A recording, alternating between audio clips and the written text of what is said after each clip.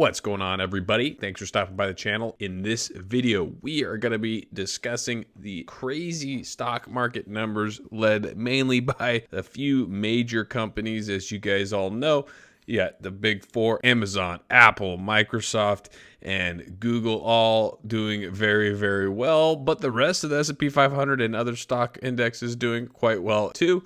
And if you haven't seen lately or talked to anybody, everybody is seemingly planning for this massive crash coming after Q2 earnings, end of the year, second wave, yada, yada.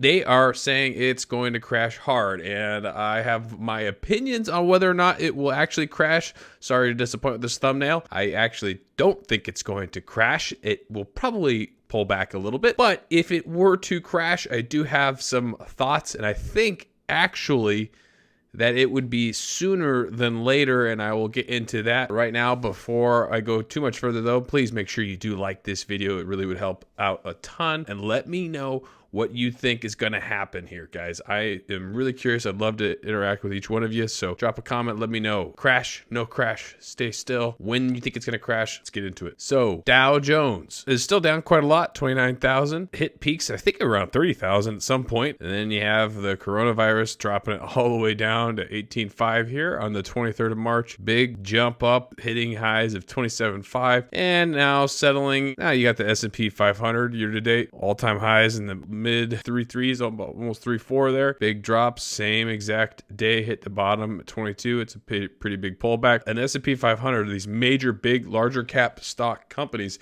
have had crazy rises. And if you haven't been following, these are probably the two indexes that are talked about the most, but the NASDAQ, absolute insanity this year, way above highs this year already, pretty crazy. Most people already notice. If you're watching this video, you're confused. You may be thinking, wanting to know, man, is it time for me to sell? I want to continue to invest, but I'm nervous at these all-time super highs.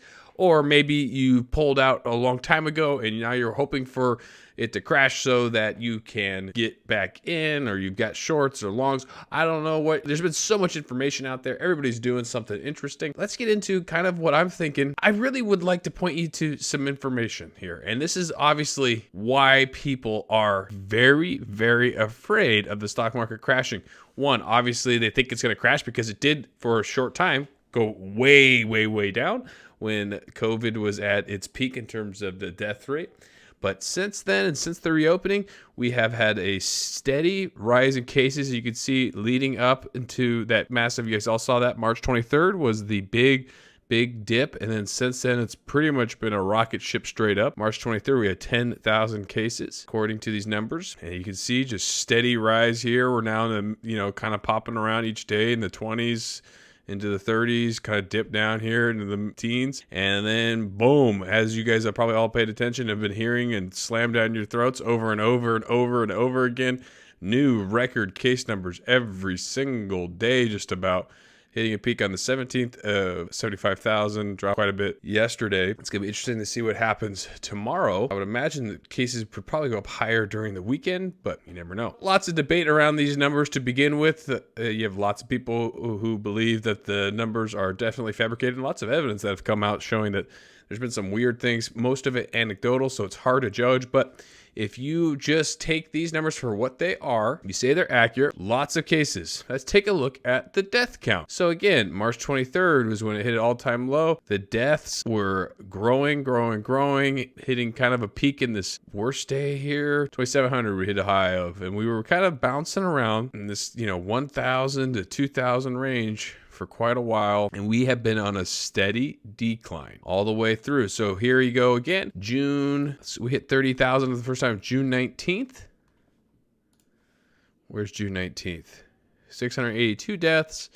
Hit a low there, and you can see a steady increase here. 30, boom. We absolutely moon up there. And the deaths are pretty going down. They're going up here. We still haven't had 1,000 death day, it looks like. Receding quite a lot. It looks maybe slight trend upward. Maybe. It's hard to judge. It's going to be interesting to see what happens this tomorrow and over the next week. But there's been plenty of time based on these numbers for the deaths to catch up with these cases. Now, real quick, I do want to take a break, and I don't want people thinking, oh, this guy is a jerk. All he cares about the numbers. He doesn't care about the families and that these are real people. I really do sincerely do care. I actually have had some people very close to me that have been seriously impacted by this, but I'm trying to just take a mathematical look at this thing and use probability to gauge the market and what's going to happen. So if people start having symptoms 2 weeks in, I mean, why are people getting tested if they're not having symptoms? So they're probably already having symptoms, meaning if they're really severe, they should be in the hospital on their deathbed. There are some definite outbreaks here. If we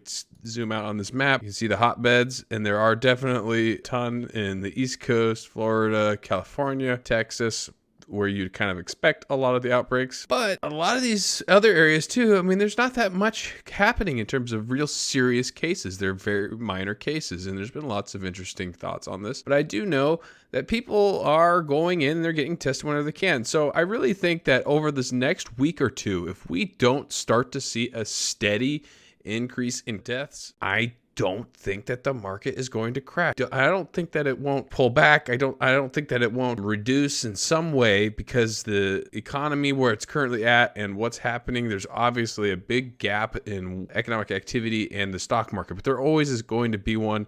It's based on the future. It's based on what people think is going to happen. And if people are thinking similarly to how I'm thinking, I'm not selling my shares. And now I think another important thing to mention is all these cases that are being reported, the coronavirus still shows that they're in Wuhan, people who tested positive for the new virus and found that about 42% of those patients did not exhibit symptoms. Asymptomatic patients were more likely to be women in their 20s, 30s, and 40s when compared with patients who did show symptoms of COVID-19. So these case numbers we're getting, I mean, there is a chance that the increased ability for people to go out and socialize and work and travel, it might not have as much of an impact on the growth in numbers as originally thought. Now, because people are having to go back to work and people are trying to travel, they're preemptively testing, and there's more testing available. It's so much easier that even when people have mild symptoms or just feel sick in any way, even if the symptoms don't really line up at all, people are getting tested. And I think that could have a big impact on why the numbers are growing. So another reason why I don't think the market is going to absolutely tank, and why I personally will never get out of the market completely until I start seeing this happen, and that is big companies, CEOs of those companies exiting from their companies and their prime years. If people were really afraid of this thing burning to the ground, you would see Elon Musk selling all of his shares. You'd see Mark Zuckerberg selling his shares, getting out. You'd see Jeff Bezos selling shares, exiting. You'd see these guys that have all of their net worth tied up in these companies' stocks. You'd see Bill Gates. I mean, you'd see them all selling their shares. And now you might think, oh, well, that's a really simple way of looking at it. And maybe it is. But if those guys, some of the smartest people in the world and most connected people in the world, are still riding this thing out, there's so much wealth tied up in this thing. They already said, the federal government, they're going to do whatever it takes to not let this thing crash to the ground. I just find it hard to believe that they will. Now, I could be wrong. I could be very wrong. It might tank. If you're taking what I'm saying as what's going to happen, you might lose a lot of money. I hope you do your own research, but that's just what I'm seeing when I'm looking at this thing. I'm in this thing for the long haul. If there is another dip, I will continue to buy. I also recently have hit new highs on my portfolios. It's been pretty crazy. I own a lot of Amazon stock. If you guys haven't seen my previous videos, you can check those out. Kind of go over some overviews and some of my thoughts on particular stocks. But thanks for tuning in. So I hope this was an interesting video. If you haven't looked at some of these numbers, it's super easy, by the way, just to get these numbers. You just Google them and you can get easy numbers, filtered, nice graphs, so you can look at deaths to cases and all that. Thanks for tuning in. Hope you liked it. Subscribe if you're new here. And until next time, peace.